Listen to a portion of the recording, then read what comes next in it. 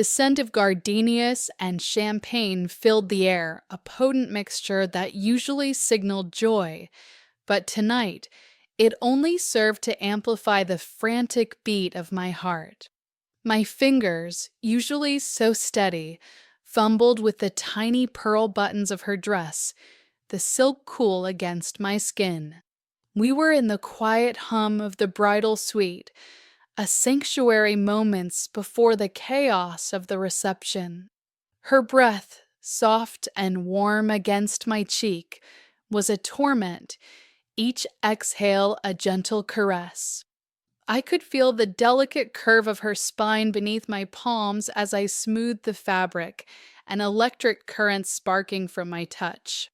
My gaze traced the line of her bare shoulder, the soft slope that disappeared beneath the lace. It wasn't right, this intense pull, this yearning that tightened in my chest with every shared breath. She was the bride, and I, her maid of honor, was drowning in a desire that was both exhilarating and terrifying.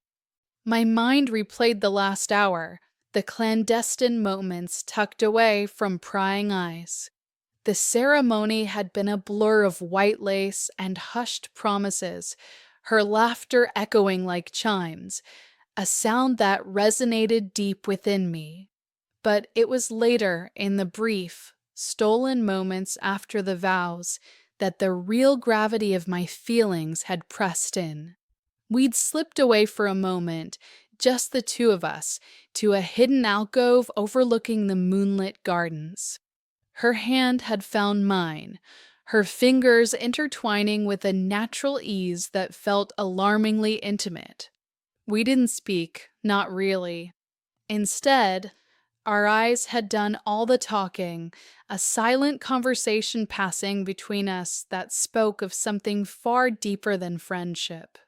It was a recognition, a spark of understanding that transcended the joy of her wedding day, hinting at a different kind of connection. Now, in the hushed intimacy of the suite, the silence stretched, thick with unspoken emotions. I finished with the buttons, my hands lingering for a fraction too long on her waist. She turned, her eyes, the color of warm honey, meeting mine. A slight tremor ran through me as she reached up, her fingers gently brushing a stray strand of hair from my face. Her touch was featherlight, yet it ignited a wildfire beneath my skin. My breath hitched, and I found myself leaning into her, drawn by an invisible force. The air crackled between us, heavy with anticipation. Her gaze dropped to my lips, and then, slowly, agonizingly, back to my eyes. In that moment, the world outside ceased to exist. There was only her and me, and the unbearable weight of what could never be. Yet, the longing in her eyes mirrored my own, a silent confession that sent a shiver of both despair and hope through me. The absurdity of the situation hit me then, a wave of nausea washing over me. I was helping her into her wedding dress, preparing her for a life with someone else, all while my heart was shattering into a million pieces at her feet. And yet I couldn't pull away. I didn't want to. My thoughts drifted to the weeks leading up to this day, the countless fittings, the endless planning, each moment spent by her side deepening the chasm of my unrequited love. There was the afternoon we'd spent at the florist, surrounded by blossoms, her infectious laugh filling the air as she playfully draped a veil of baby's breath over my head. My heart had fluttered then, a silly, girlish thing, but it was moments like those that had cemented the undeniable truth. I loved her with a fierce, unwavering intensity that defied logic. Now, standing here, so close I could feel the warmth radiating from her, the delicate scent of her perfume intoxicating my senses, I felt a desperate urge to lean in, to bridge the minuscule gap between us, to taste the sweetness of her lips. It was a dangerous thought, a forbidden fantasy, but it pulsed through my veins, a desperate plea for something that was forever out of reach. The silence stretched, a symphony of unspoken desires, each beat of my heart echoing the word mine in a desperate, futile rhythm. The planning of the wedding had been an exquisite torture, each detail a brushstroke on a canvas of what could never be mine. I'd seen her at her most vulnerable, her most joyful, her most stressed. We'd spent hours poring over fabric swatches, tasting cake flavors, and debating floral arrangements. I remembered the afternoon we were at the bakery, the rich scent of vanilla and sugar filling the air. She'd playfully smeared a dollop of frosting on my nose, her eyes sparkling with mirth, and my laugh had escaped, genuine and unrestrained. In that moment, surrounded by sugary confections, I'd felt a warmth spread through my chest, a feeling of belonging that transcended friendship. Her hand had lingered on my arm as she wiped the frosting away, a simple touch that had sent shivers down my spine. Then there was the dress fitting, a memory that now felt almost illicit. I was there, of course, to offer moral support, but as she stepped out in the flowing white gown, I felt my breath catch. She was breathtaking, a vision of ethereal beauty, and a pang of something sharp and unwelcome pierced through me. The consultant had left us for a moment, and I, mesmerized, had slowly circled her. My fingers had grazed the delicate lace, traced the curve of her waist, and she had shivered under my touch. Our eyes met in the mirror, and the reflection showed not just a bride and her maid of honor, but something else, something unspoken, a shared intimacy that felt dangerous and thrilling. It was in those quiet moments, away from the bustling world, that our unspoken connection deepened, an invisible thread weaving itself tighter and tighter around our hearts. I remembered the late-night phone calls, stretching into the early hours of the morning, where we'd talk about everything and nothing. Her voice, soft and husky, would fill my ear, and I'd find myself smiling into the darkness, completely lost in her words. There was one particularly vivid memory of a conversation about her fears, about the enormity of the commitment. I'd listened, my heart aching with the desire to simply pull her close, to reassure her. I imagined my fingers tracing the lines of worry on her brow, my lips whispering comforting words against her skin. We had been so vulnerable with each other in those hours, shedding the societal expectations, revealing our truest selves. It was in those moments that I truly fell, completely and irrevocably. One evening, after a particularly grueling day of wedding preparations, we found ourselves unwinding at her apartment, a bottle of wine between us. The conversation flowed easily, punctuated by soft laughter. At one point, our legs, stretched out on the plush rug, accidentally brushed against each other. A jolt, electric and undeniable, passed between us. Neither of us moved to pull away. Instead, our legs remained intertwined, a silent, intimate contact that spoke volumes. Later, as the wine dulled our inhibitions, she had leaned her head on my shoulder, her hair tickling my ear. My arm had instinctively wrapped around her, pulling her closer, and her sigh of contentment had vibrated through me. My chest tightened with a mixture of tenderness and longing, a desperate desire to hold her forever, to never let this moment end. We fell asleep like that, Her head nestled on my shoulder, my arm around her, the quiet hum of the city outside a lullaby to our unspoken desires. It was the deepest, most peaceful sleep I'd had in months, filled with a bittersweet ache that I knew would haunt me long after the dawn. The rehearsal dinner had been a blur of polite smiles and forced conversations. I sat across from her, watching as she laughed at a joke her fiancé made, a hollow ache beginning to form in my chest. He was a good man, I told myself, kind and steady, everything she deserved. But my gaze kept drifting back to her, catching her eye across the table more often than was strictly appropriate.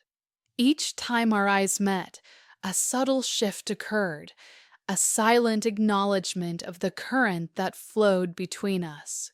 It was a dangerous game, one that played out in the stolen glances, the lingering touches, the almost words. Later that evening, after everyone else had departed, we found ourselves alone in the dimly lit reception hall. The vast space, normally buzzing with activity, was now eerily quiet, amplifying the tension between us. We were supposed to be tidying up a few last-minute details, but our hands kept finding excuses to brush, our bodies to lean just a little too close. I was adjusting a floral arrangement, my back to her, when I felt her presence behind me. Her hands, warm and gentle, settled on my shoulders, her fingers kneading the tense muscles there. A shiver ran through me, a delicious tremor that both alarmed and excited me. I closed my eyes, savoring the moment, the scent of her perfume intoxicating me.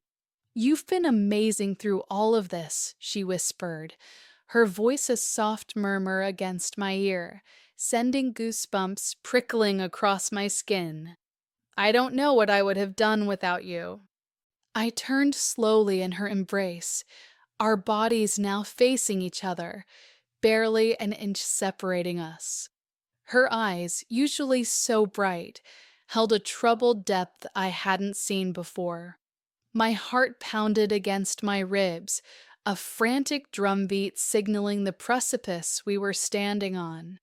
I wanted to tell her everything, to confess the torrent of feelings that raged within me, but the words caught in my throat, strangled by fear and propriety.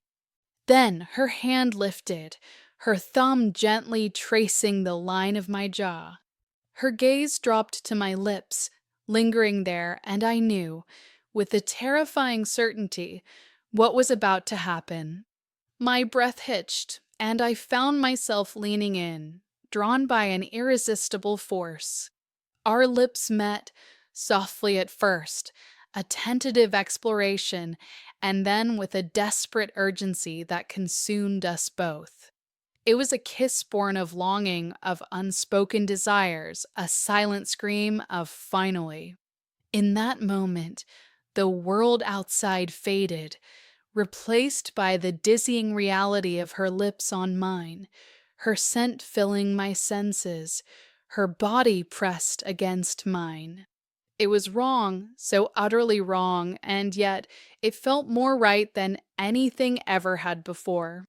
The kiss deepened, a passionate surrender, and I felt her fingers tangle in my hair, pulling me closer still. Just a quick pause. If you're enjoying this, hit that subscribe button and stay with us here on Sapphic Tales. The morning after the kiss was a blur of frantic energy and unspoken tension. We moved around each other like ghosts, the memory of our shared transgression hanging heavy in the air. Her eyes, when they met mine, were a mixture of regret and something else, something I desperately wanted to believe was longing. But the reality of her wedding day was upon us, a relentless march towards a future that didn't include me. My heart ached with a dull, constant throb, a counterpoint to the forced cheerfulness I had to project. As the hours passed, the weight of our secret grew almost unbearable. I helped her with her veil, my fingers trembling slightly. Her reflection in the mirror showed a stunning bride, radiant and beautiful, but my gaze caught the flicker of uncertainty in her eyes, a shadow that no amount of foundation could conceal. Was it because of me? Was she feeling the same turmoil that was tearing me apart? I desperately wanted to know, to understand, but the words remained trapped in my throat, choked by fear and the sheer impossibility of the situation.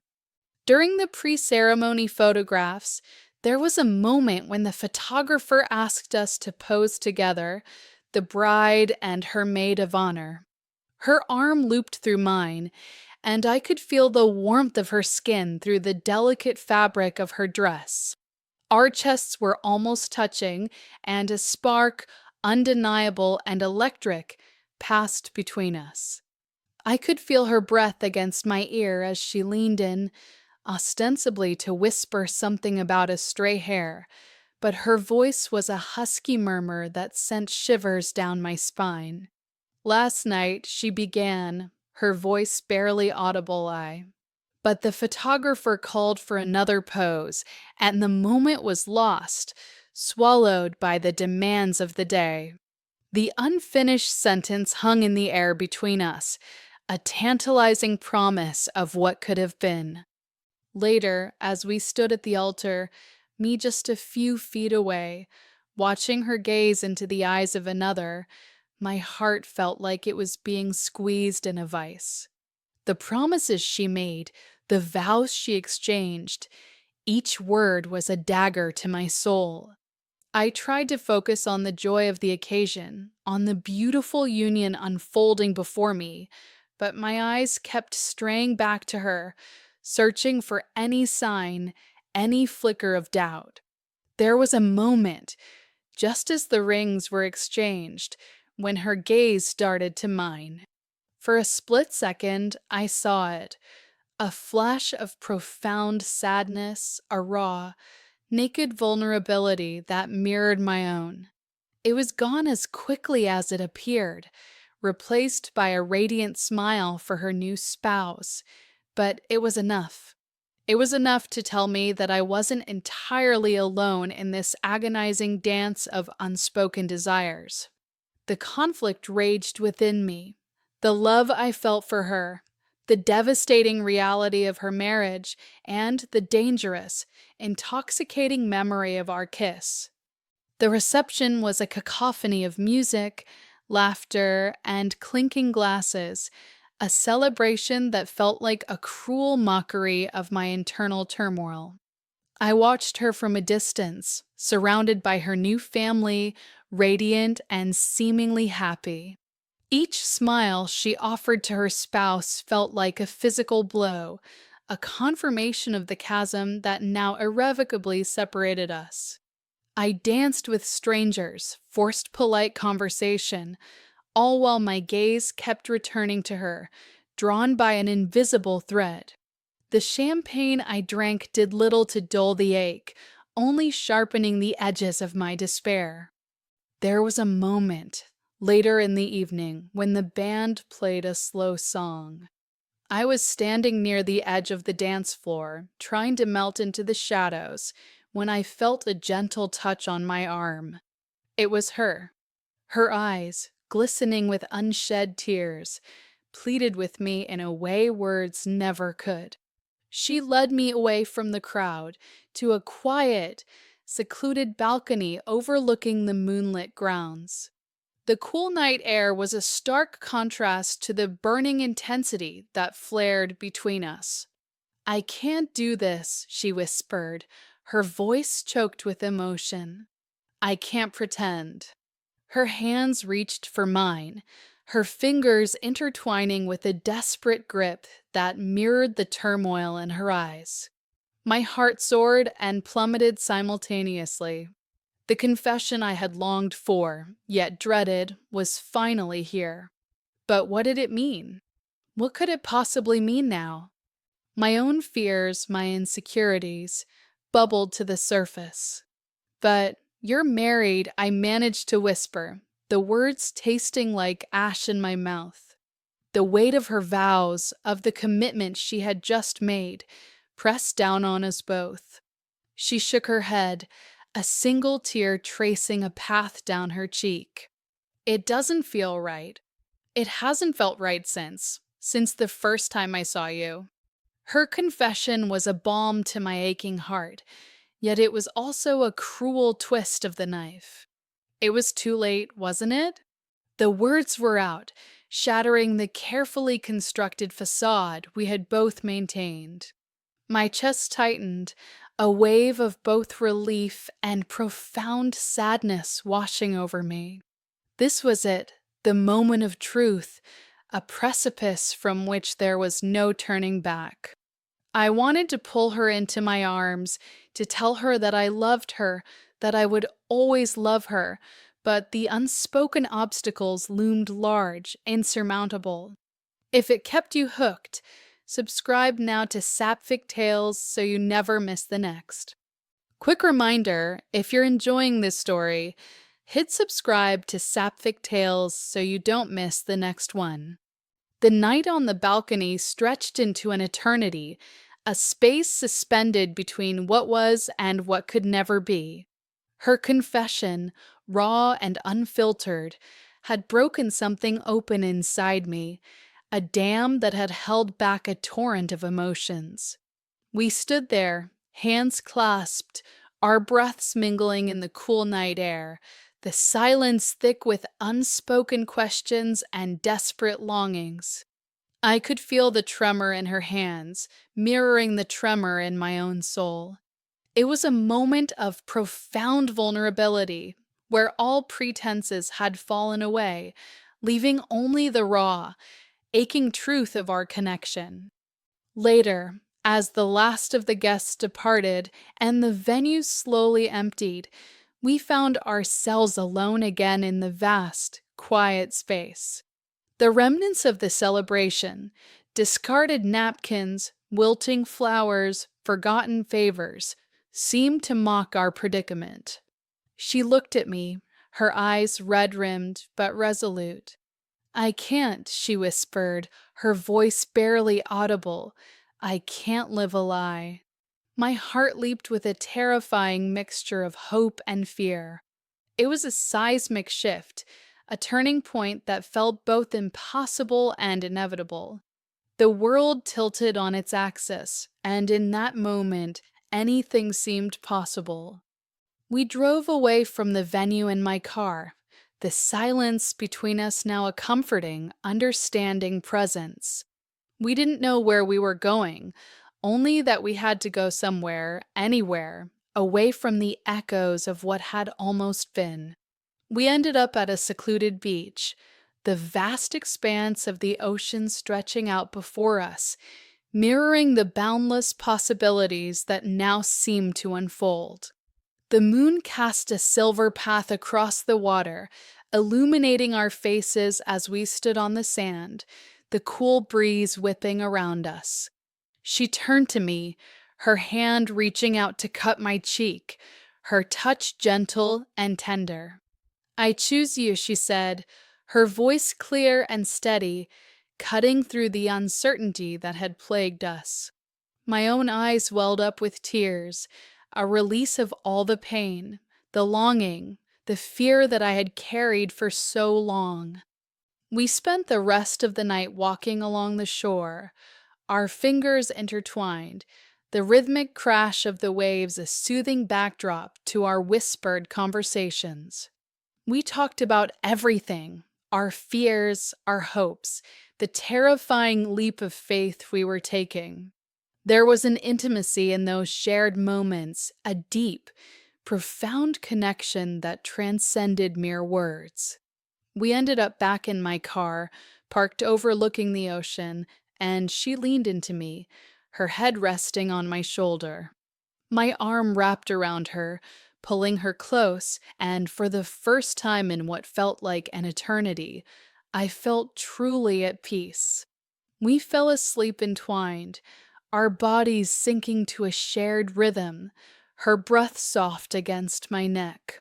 It felt safe, utterly and completely safe, a haven found after navigating a tumultuous storm. The dawn painted the sky with hues of rose and gold, a new beginning, a testament to the fact that even from the ashes of heartbreak, a profound and lasting love could emerge. This was our story, unexpected and unconventional, but undeniably ours. Subscribe now to Sapphic Tales so you never miss the next.